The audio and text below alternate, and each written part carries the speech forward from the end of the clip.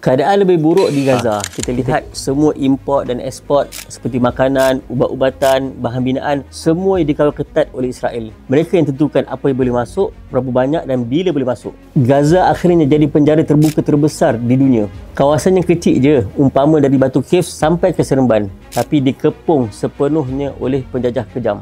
Bukan itu sahaja, sektor teknologi pun jadi senjata.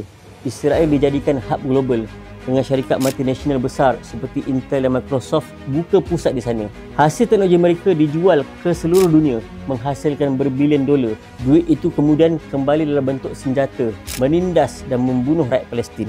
Setiap sekatan, setiap cukai, setiap kilang di Palestin, semuanya ditekan dan dikawal oleh rejim Zionis. Mereka gunakan ekonomi sebagai alat kolonial moden.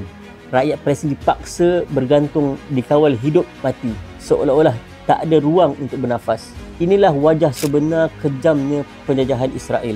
Beginilah realiti hari ini. Palestin ditindas bukan hanya dengan bom dan roket, tapi mereka diseksa perlahan-lahan melalui persekatan ekonomi yang mematikan. Israel bukan sekadar penjajah tanah, tapi perompak kehidupan. Inilah hakikat kejahatan Zionis dengan menindas dengan senjata, merampas dengan ekonomi dan membunuh dengan kejam setiap hari.